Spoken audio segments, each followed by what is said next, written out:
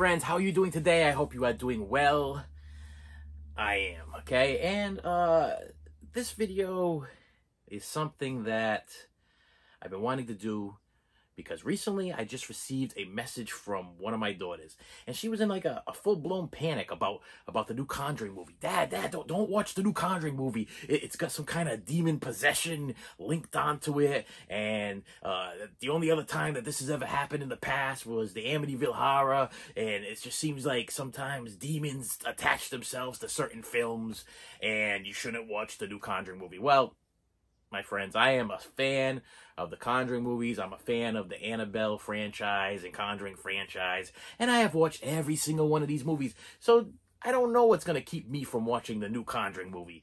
Attachment or no attachment. Now, she's like, well, this the only other time I've heard about this was with the Amityville Horror.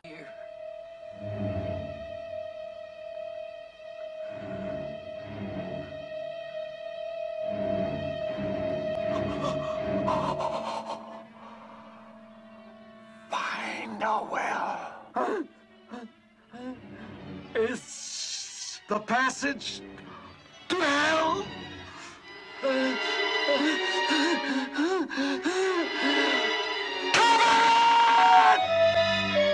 Well, unfortunately, I've seen the Amityville Horror about 100 times, and it keeps getting better every time I see it. And as last time I checked, I'm not possessed by any demon of some sort. I think. Anyway, so when she's talking to me about this, I'm starting to think about movies that I have watched in the past, and specifically a franchise that was supposedly doomed and possessed and had all kinds of problems. The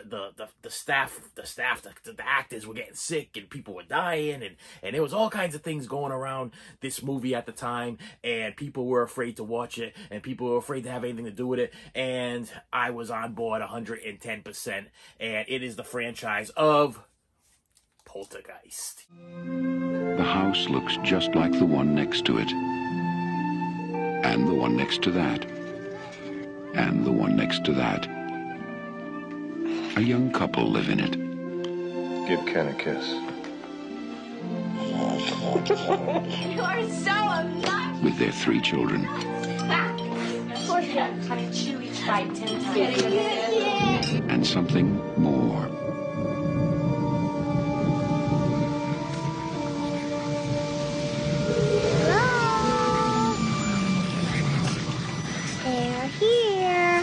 Sweetie, remember last night? Do you remember when you woke up and you said you were here? Uh-huh. Well, who did you meet? Who's here? TV people. Something's funny going on here next door. Something, We were wondering if maybe you had experienced any disturbances lately. What kind of disturbances? I don't know what hovers over this house. I've never sensed anything like it. That thing is in there with my baby! They're hungry. Now Steven Spielberg crosses a frightening new threshold into a world within our own. Its form is revealed. What is it? Its focus is clear. And the games are over.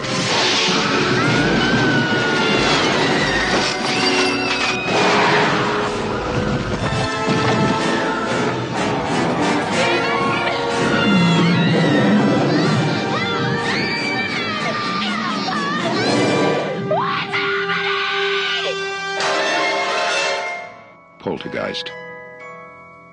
It knows what scares you. Yes, Poltergeist franchise.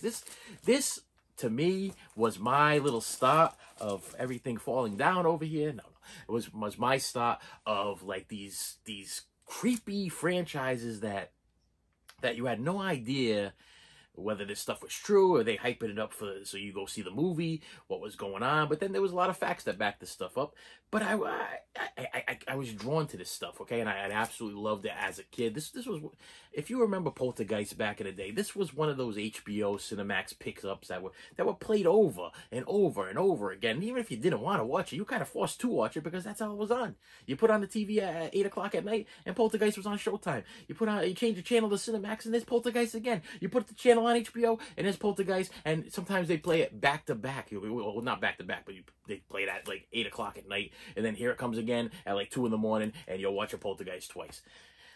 I absolutely loved the Poltergeist franchise. The first one, it was new. It was creepy, had a lot of stuff going on in this, and yeah, as a young kid, I back in, I think, what year was this thing made? I'm gonna look at this thing, and I'm not gonna come up with the date again, as always. And I'm thinking 80s, guaranteed 80 something, because I was young.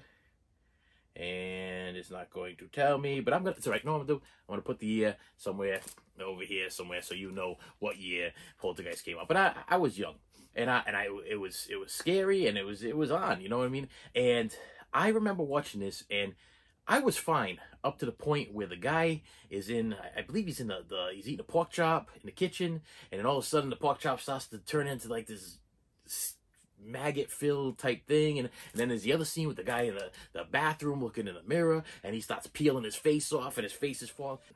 I go back and I watch this now, and with all of the computer-generated stuff, and with all of the new special effects, and the practical effects, and all of the updated stuff that they got going on, this looks like straight-up claymation. You know what I mean? It's almost comical that I was sold on the fact that this guy was tearing off his face back in the day, or this pork chop was coming to life and filling up with maggots and things.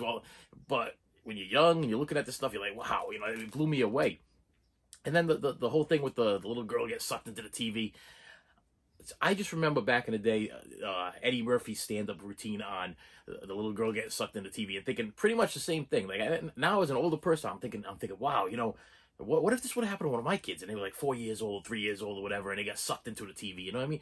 How do you explain that to the police? How do you explain that? Hey, you know, hey, I was upstairs and I was sleeping. My little girl, I wasn't watching her, and she came downstairs and started flicking through the channels. Next thing you know, she's talking to the TV, and the TV sucked her into the TV. How do you explain that to the police? You know, nowadays you would just automatically get locked up. You'd be probably in some kind of correctional institution or whatever, trying to plead your case of how your daughter got sucked up into the TV. Meanwhile, the investigators are still looking for the daughter, even though she's really sucked up into the TV, and they just don't buy it. It was funny, but it was funny because it was true, and that's the bottom line. It was just funny because it was true. You know, the fact that this family stood here and they battled these ghosts and tried to get the daughter back throughout the whole thing, and then they bring other people into the house to try to battle these ghosts, is a story that just keeps going on and on and on. I mean, it was Amityville Horror, Exorcist, what's the other one I was thinking of? It was like fresh in my mind that I was not Conjuring's one of them, but the other one was started with S. Wow, I'm not gonna think of what it is. It's all right, we'll skip that. But yeah, people continuously, the house is haunted, let's bring more people in the house and let's make it more interesting, okay? And with my daughter calling me up and saying, watch out for this Conjuring movie, made me think of these movies, and I wanted to go through them, and I wanted to tell you my high points and low points of what made me excited about. But the first Poltergeist movie, classic. I mean, this is one that you could, it was rated PG. I mean, so you could still watch this with your kids to this day, and the kids, depending on their age, will you pick whether or not you think it's gonna mess them up or not, because you watch it first and then you decide that this is something that's gonna get them, you know, scared to sleep ever again or whatever, or maybe they won't watch TV anymore, which might not be a bad thing. But what a great movie! What a great concept of a movie. You know, they took out the headstones, but they left the bodies. You know what I mean? And they put a house on top of it, and next thing you know, the house is haunted. And this is cool, because in our area around here, there was a house, and I'm not sure if they tore it down or not, but there was a house not too far from where I live right now, and the same situation. Supposedly it was an Indian burial ground, and they built this house on top of an Indian burial ground, and it was, people lived in the house, and it was supposedly haunted. And then this house stayed empty for years and years and years, and this story just kept going on and on and on. And every time we drive by the house, we're like, that's the house, that's the one. So maybe there's some truth to it. Maybe there's some truth to the thing. You know, don't disrespect people's graves. Don't be building houses on top of Indian burial ground. I don't know what hovers over this house. That's what I gotta say about that. But the first Poltergeist, great movie. Okay, classic. And I've watched it so many times, and I don't feel possessed or haunted in any way. Nothing's happened wrong. You know, I don't see things moving around the house. Knock on wood. Wood. I ain't got no wood. Wood. There we go. Then they brought out Poltergeist 2. Now this was the one that this was my age group. This was when I'm old enough to go to the movie theater, old enough to go see these things, and I was like, okay, I want to see Poltergeist 2. I want to see it. The commercials were great. Things were going on. They got this new character. You don't get to see the character, the person that abducted the little girl and stuck her in the TV in part 1. But in part 2, you do. In part 2, you see this creepy old man that he's just... In part 1, they throw the TV outside the door, and we ain't doing nothing else with the TV. And in part 2, it opens with the Indian trying to bless the family and help the family out in different ways. And then they're living with the grandmother. Next thing you know, here comes the guy that was in the TV that wanted Carol Ann, and he's walking out in real time, and he's knocking on the door, and he's, hello, you know, he's yelling, let me in, and he's, you're gonna die in there, you know. Let me in. Daddy? Now, before it's too late.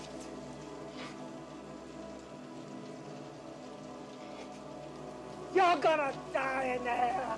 All of you. You are gonna die. And he's like, and he's as creepy as can be, and I will not forget. I had my little brother, scared to death of this thing, scared to death, and I would walk up to him, and in random times during the day, I'd be like, God is in his holy temple. And he's like, and I'm like, oh no, it's okay. And like 10 minutes later, I'd be like, God is in his holy temple. You know what I mean? God is in his holy temple. Earthly thoughts be silent now, while with reverence we ascend and his presence now. And just creep them out. But this one, part 2, was great. I mean, it was just like you get the family in the house, grandmother passes away, and the Kane character, the old man, is come to the house. He knows where she is. He wants her back, and the family has to go through this whole... I personally thought that this part 2 movie roped me in a lot more than the part 1. I mean, part 1 had a lot of stuff going on. I mean, it had the pool scene. That's when you originally get to see the clown that the remake totally tried to make into a thing, which I'll talk about that later on if I decide I'm going to talk. Did I even take down the... Yeah, I did. And we'll talk about it later on. But this one just had that. It was creepy because now this guy's walking the streets. Now he's out in the real world. He's not in the TV anymore. Forget about the TV. He's out and he's trying to get you. And this one was good. And the part with the father, he's drinking the tequila bottle. I'll never forget that. That was the one I used to... In this movie, besides the old man, and you're gonna die in there, you know. This one, that part would get me. He's drinking the tequila, and he keeps seeing the worm. And then finally he swallows the worm. And next thing you know, he's like, turns into this creature thing, and now he's the Kane guy, and he's like, God is in his holy temple. And then he freaks out because of the love of his family. He spits out the giant worm demon thing of Kane, and it's running around the house, and it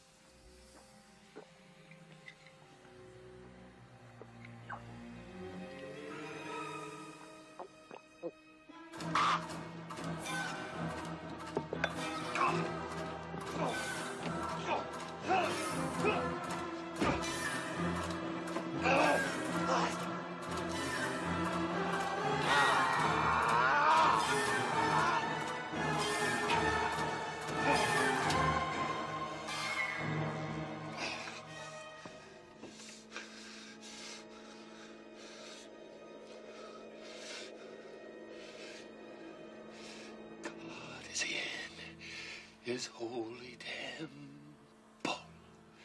God is in his holy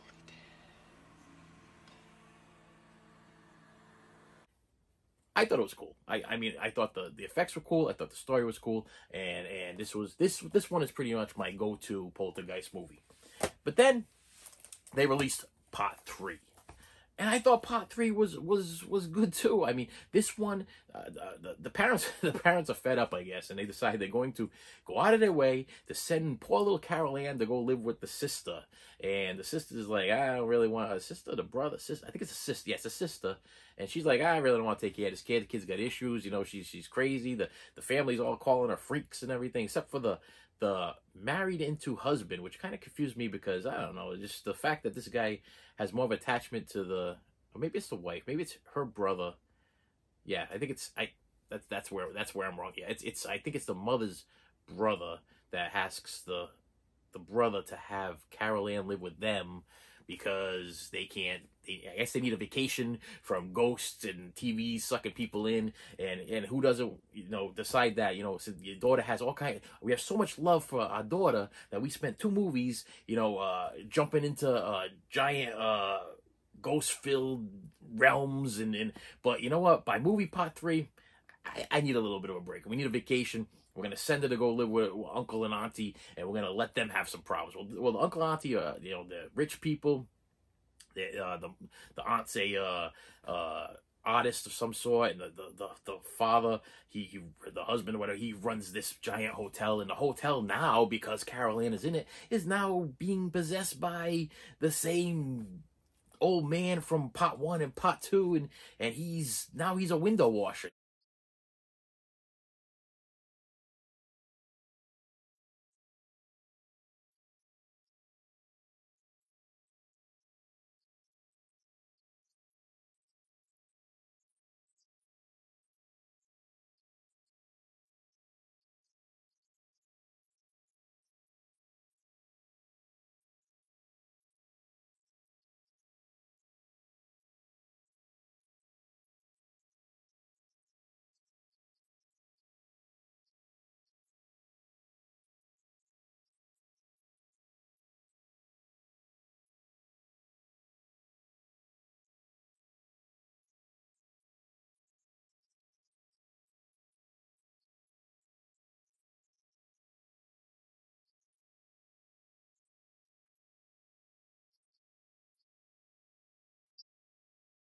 He's outside her window because she's on the 400th story or whatever, and he's washing her windows, and that's not an odd thing, you know, that the fact that there's a guy out there and he's just washing the windows, and he's on top of the fact that he's like 90 years old, and he just said, you gotta let me in.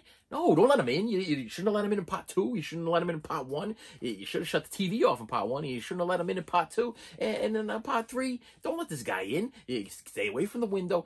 Which brings me to another topic. Why do people always looking out their windows? Why? If you are a horror movie fan, you know to not look up. Think of Fright Night. Don't look at your neighbors. Don't watch what they're doing. Listen, if my neighbor's burying somebody in their backyard, that's their issue. You know, let them go outside and bury people in their backyard. I don't need to bother them. Okay? If my neighbor's a vampire, okay, that's not my problem. You know, you want to go out and kill random girls and be a vampire, you go be a vampire. Just don't bother me and my family, and we will be fine. You know, that's my bottom line. People that are looking out their windows, like Mrs. Kravitz from Bewitched, and she's out there and they're all looking out the window. Like, what's going on over there? Wait a minute. Who pulled in? Listen. I don't know my neighbors. I respect them. I like them. They do their thing. I do my thing. And I like that kind of relationship that we have. They're nice enough. But you know what? If they're killing somebody next door, I don't know about it. I don't know if they're killing anybody. I don't know if they're doing spiritual rituals in the backyard, like Paranormal Activity or Hereditary or whatever. You got a treehouse in your backyard, and you got a cult living there. That's your business. You go do your thing, okay? And that's the way I feel about that. You know, people that are looking out the window and judging their neighbors and being like, hey, you know what? You're digging holes in the backyard at 3 o'clock in the morning. Now, I don't think you're trying to put in a pool. You're probably burying somebody's body. Go right ahead. Just don't let it trickle onto my lawn. If you're gonna have, if some kind of demons or ghosts or whatever are gonna come out, let them stay in your house. Leave me be. That's all I gotta say. That's what I gotta say about that. And this is the same situation. This guy is standing outside. Part 1, he's at the door. He's like, why don't you let me in? You don't let no. That's That would be a good point in the movie for you to look at your little boy or little girl, if you're watching the movie with them, say, this is why you don't let strangers in the house. Because this guy is a stranger, okay? This is stranger danger right here. This is teach your kids about stranger danger. That's all about right there in that Poltergeist movie part 2. The guy comes knocking at the door. He's it's raining out here. Listen, sometimes it rains. Bring an umbrella. Yeah, when it's raining, I don't go knocking on neighbors' doors and going, hey, let me in. No, I don't say, well, I either run to my car or I run home and I'm like, or I just get rained on, okay? Because the thought process of somebody that you don't know knocking on your door and say, hey, it's raining out here. Why don't you let me in? Don't make any sense to me. Because I tell you right now, forgive me, but if you are knocking on my door and it is downpouring outside and I don't know who you are, you're not coming in. Matter of fact, get off my porch. You shouldn't even be on the porch. Get off the porch. Get out of the area. Leave me alone, okay? Because now there's your parental moment right there to tell your kids, don't talk to strangers. Don't let strangers in the house because they're gonna suck you in the TV and they're gonna kill you. And that's what's gonna happen there. So the part 3, the building that he's working on, or where he's making this into this awesome, luxurious, high-rise building, the glass is starting to crack, and all these things are starting to go on because here he is again, looking for this little girl again. And unfortunately, a little girl played by Heather, okay, am I gonna say her name right? Let me see. I want to get this right because that would be a respect thing. Heather O'Rourke, okay? Heather O'Rourke ended up passing away from an illness. I truly believe not poltergeist related. I don't think, these characters, they say it's the haunting of the poltergeist. It's the curse of the poltergeist. You know what I mean? Just like the Conjuring movies, just like the Amityville horror movies. You know, I'm assuming it's what you believe in and what you make out of it. You know what I mean? Like I can pretty much, I could have went to go see Animal House and somebody could have fell out of a window and be like, oh, the curse of the Animal House, you know what I mean? So, it's the curse of the Toy Story, you know what I mean? My best friend fell out of a car and he didn't actually get up and run away like Woody, you know, something like that, you know what I mean? It could be the curse of the Toy Story, you know? No, it's what you make out of it, but easily you could turn any of these Poltergeist movies into maybe a life lesson for young children, but I enjoyed them all. I feel good. No problems here. The only thing I didn't feel good about was this movie right here. Okay? They tried to take the Heather O'Rourke character, the Carol Ann, and they turned her into this little brunette girl that just is not as good as wait a minute. She's not as good of an actress as the original Carol Ann, okay? And I don't even think they call her Carol Ann in this movie either, but I tried to revisit this movie recently, and I put it in, and 15 minutes into the movie, I shut it off, and I looked at myself, and I was like, wow, did I just waste 15 minutes of my time? Anyway, yeah, so I put this in, and I just couldn't make it through it. I don't know if it's because I recently watched the Poltergeist movie, the original one, and I recently watched Poltergeist 2, and then I put this in, and I'm like, it just seemed like they were trying to cash in on so much of like the franchising part of it. You know what I mean? It's like the clown was scary in the original Poltergeist, and then they add this clown. You know, the nose comes out and it goes back in, and then there's other random. The kid actually finds in his crawl space a box of random clowns, and the family's like, well, that's odd. You know, there's a box of random clown. You know, personally, me as a collector of toys, collector of physical media, I would have been like, okay, let me check out those clowns. Let me look them up on eBay and see how much those clowns are worth. You know, those clowns would have been mine and sold before they had a chance to attack the child. You know what I mean? So it didn't make any sense. The father's like, oh, well, you know, that's kind of odd that there's random clowns in your crawl space. You know, wow. You know what I mean? And then all of a sudden the little girl's like talking to people in her closet. So now we got, so dealing with the closet thing from Pop. It just seemed like it went on, and then you got the clowns attacking, and then the tree that was originally scary on part 1 because it was just a tree. You know, it was a tree and it left it up to your imagination. Part 2, but this remake thing, they CGI the tree, and the tree's knocking out the window, the tree's scratching at the window, the tree's growing, and they literally drive home, and the kid is in the tree being eaten by the tree. You know what I mean? He's all caught up in the branches of the tree, and the family's like, what is that? in the tree. I'm like, who drives home and it says, you see a kid in the tree? The first response would be like, how'd he get in that tree? And the next response would be, get out of the tree. And it was like, but the tree's eating him, or whatever, is all over him and everything. And the family's like, oh, there he is in the tree. I don't know what they tried to do with this. It was just a major letdown. But this is what triggered it today. So like I said, my daughter, she's like, do not watch the new Conjuring movie. Things are going to attach to you. We're going to have all kinds of problems, whatever, in your life.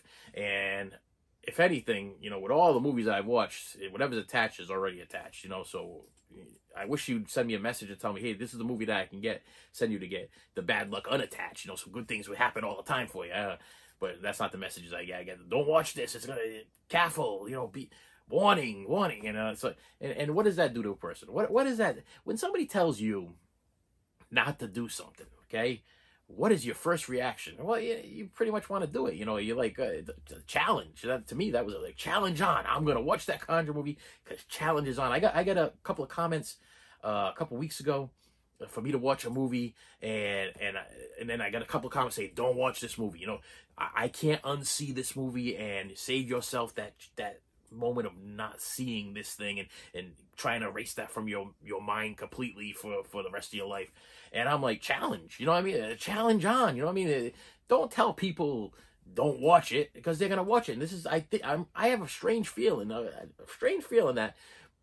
when it comes to Amityville, when it comes to Poltergeist, when it comes to Conjuring, when it comes to all these movies that supposedly have attachments and things like that, it's a money-making thing, man. It's going to make more people go into the theaters and go see it. It's going to make more people want to stream it and buy it and want to see it, just like it did to me. So don't be messaging me and tell me not to watch something, because challenge on. And with that said, please like, share, and subscribe to this channel. I post a lot, and I love hearing your comments, so please comment below. And I will see you, maybe, Ah!